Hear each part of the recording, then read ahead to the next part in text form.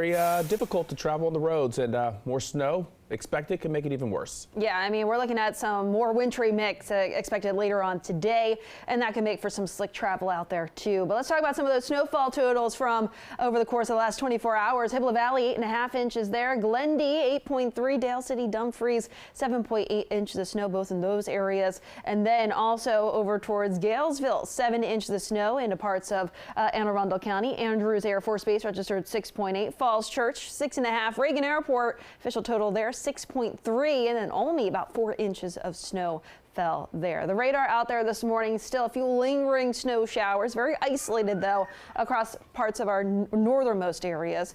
The rest of the region tracking finally drier conditions as much of that precipitation has exited. So as we look ahead towards later on today, our next system will be approaching from the south and west. But like I mentioned out there right now, just a few of those lingering snow showers for our northernmost areas. But visibility has been reduced. We are seeing a little bit of that fog out there this morning, down about 2 miles from Hagerstown down towards Winchester, Cumberland 2, down about 7 miles in D.C., 3 miles in Manassas and Leesburg. So still want to exercise caution, not only because of those slick and snow-covered roads, but also because of that reduced visibility from one town to the next. Temperatures are starting off in the upper 20s to lower 30s. We're just above the freezing mark in D.C., but with the fresh snowpack, a little bit of a breeze, that's making it feel like we're into the 20s across much of the area. So as you're heading out, maybe to clear out your car or to clear off your sidewalks, again, just make sure that you are all bundled up, considering those temperatures are starting off, or at least feeling like we're into the 20s. Winter storm alert still to talk about. That winter storm warning for our far southernmost areas holds until 7 o'clock this morning.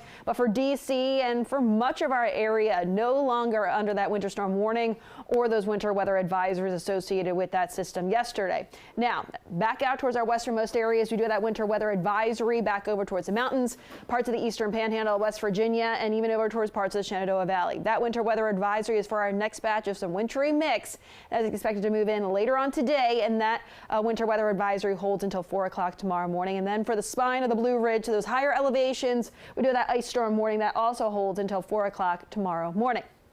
Here's a future cast of the very latest. We do have a break in that precipitation through the early afternoon hours. I would say about 3 p.m. onwards. That's when you have to watch out for a little bit of that wintry mix or sleet. And even right around 5 o'clock in the evening, could be dealing with a little bit of that sleet. We do have a lot of pink on this map indicating that wintry mix. So could be dealing with a sleet, freezing rain, as well as rain snow mix out there. So don't be surprised if you notice that later on this evening around 5 p.m. By 7 p.m., we start to notice a little bit of that warmer air trying to push in. So it looks like we do see that change over to mainly rain later on this evening for D.C. areas south and east.